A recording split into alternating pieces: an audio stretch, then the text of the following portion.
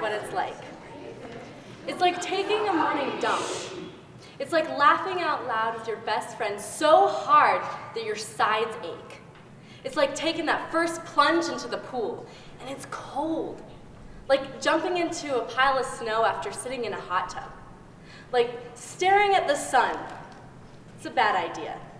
Like pulling your pants down on the count of 3 and realizing you were the only one that was serious when everyone said, "Let's get naked." Like taking one shot too many. Like walking across a small town on a winter morning when your thighs are tingling and your mouth is frozen in the shape of the mountains in the distance. It's like watching the road blur by in the rearview mirror when you know you're supposed to be looking ahead, but you can't help but to glance into the past. And in the corner of that mirror, you see a part of yourself. And it's like a closed door. Like the door at the top with 3 flights of stairs to your lover's apartment.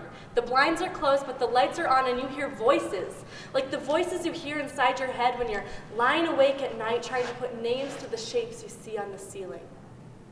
It's like knowing your grandmother's dying, but you don't even know her. It's like ignoring a phone call from your mother. It's like not knowing anything for certain. Someone once told me, we're all liars, but I know what it's like. It's like gliding over snow on 2 planks, like inhaling pine trees, like a much-needed long embrace, or reading by a blazing fireplace. It's like hearing a familiar voice, or holding a stranger's hand, like staring into a sold-out sky packed with stars, and realizing that you are so small. It's like flipping through the memories of a children's book when you're not so small, and feeling an absence of a part of yourself. It's like running outside to put your lips to the first snowflake that finds you, like trying to quiet your mind in the middle of a thunderstorm. It's like closing your eyes and falling. That's what it's like.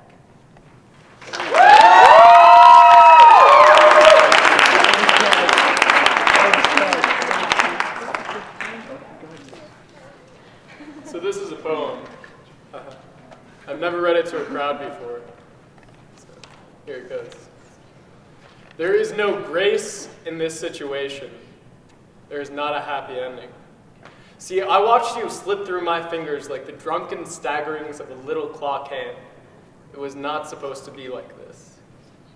Coming home at 3 a.m. to find you on the graveyard of my couch, pizza crust scattering the ground like bones. I did not want you to tell me the truth.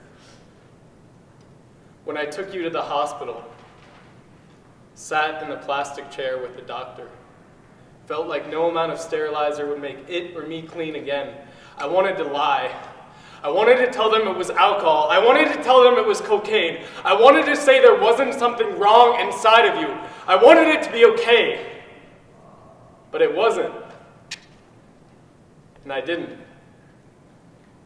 This poem is called A Lot of Things, but this poem is entitled, What You Do After Committing Your Best Friend to a Mental Hospital.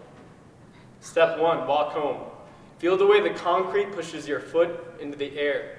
Try to hold it up as long as you can. It comforts you. You don't know why. Step 2, call his family. You have their numbers saved by now.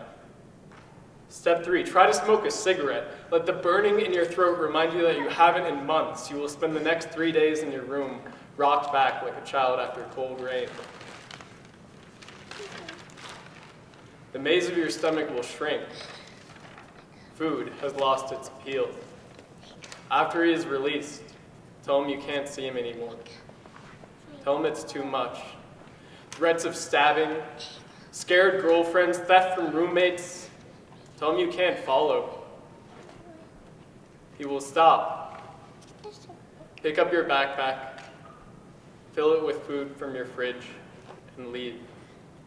His possessions will sit in a box on your porch until your roommate throws them away.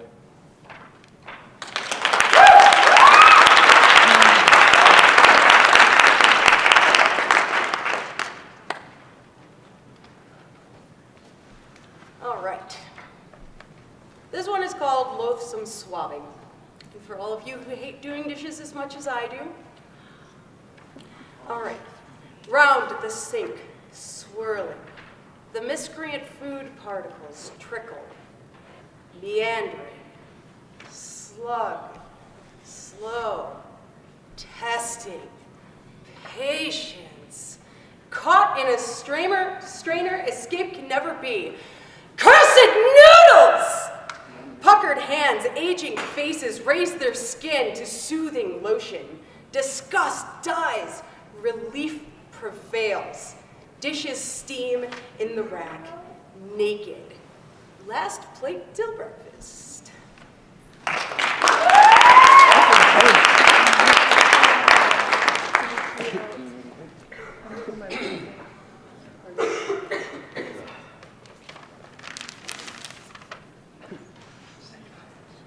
The words flow, my bleeding pen shouting forgiveness and granting redemption, a real escape in my strange paradox. The emotions that come from the ease of my mind letting go, drifting into a different reality. Or maybe I'll drift into a holy place, desecrated by the incessant need for more than everything. A love story ensues on the banks of the Euphrates sands, softly kissing sunlight, illuminating her skin. A damn man screaming redemption from the mistakes of a moment's weakness, as do we all. A hooded man walks down a cobbled road in Manchester, a fire uncontained in his eye. The hope of something better for the small child in my arms, tears brought by those dime-sized eyes, the tears shed by a mother's grievance for a fallen son. It all whispers in my ears, the words, the emotions. If I close my eyes and truly listen, it almost makes sense. To let my pen bleed and hear what it is my heart has to say, for it whispers more than anything else. The thrill comes from feeling the words, the touch, the emotion, from being there. I've never physically seen the holy corruption of our God's church. I've not kissed those sunlit lips on the diamond sands of raging waters. I have not yet screamed redemption for my scarlet sins. I still see them white. While I have not seen my mother's fallen tears, or dime-sized eyes of innocence, or a passion of fire truly ungoverned, I have felt these things. I have felt God leave my soul, the emptiness that comes from the sudden departure of a heavenly body. I know what her skin feels like, how it glows underneath the sunset in the softness of the lips. The diamond dust have brushed through my toes and kicked at my legs while the waters rage. I've won redemption from the pain more than I wanted life itself, release from the pain.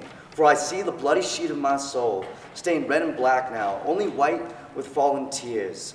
I feel the weight of the child in my arms, the beauty so radiant from those dime-sized eyes. I have an uncontrollable fire that can never be quenched in my being, burning a raging hole in every step I take. I caught the fallen tears from my mother's eyes and watched them fall through my hands. These things I have truly felt, for my heart wanders and I let it. It wanders, I close my eyes, I try to listen and wield a pen. Let it fly, let it bleed dry.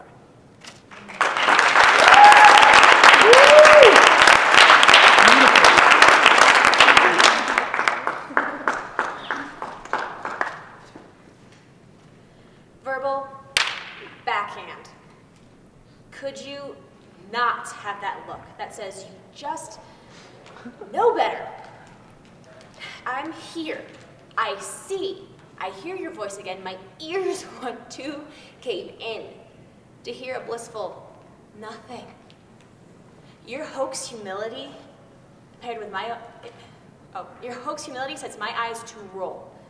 Your faux sweetness paired with my momentum let us hear.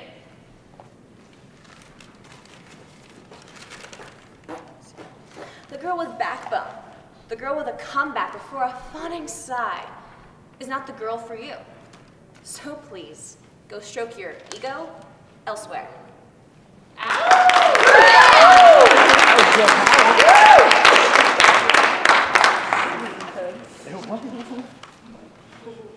This is called underwater skydiving.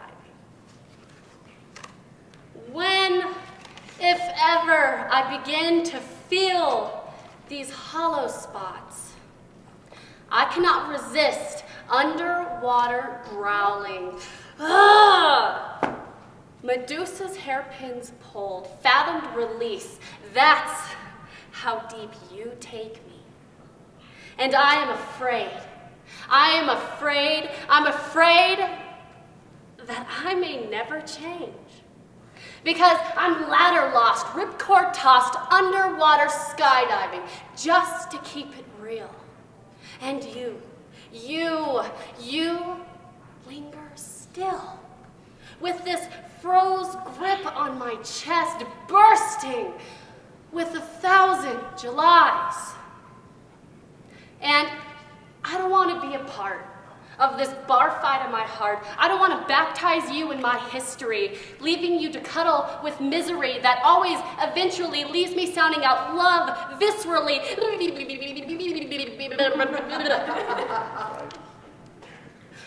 I don't want to point to my chest and say no one lives here. I want to point to my chest and say if you lived here, you'd already be home. Even though I know I still let it get a little cold.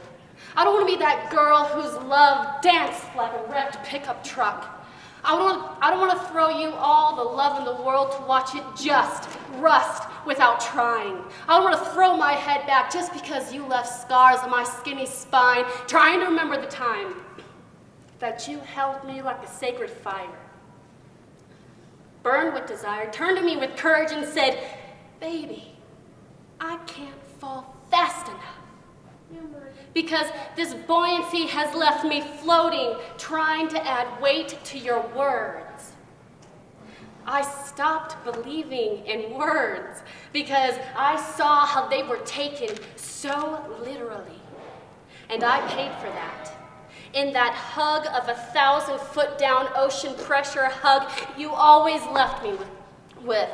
Every time I tried to replace you with another you, trying to be a better me, because baby, when I'm that deep, things always get a little murky for me.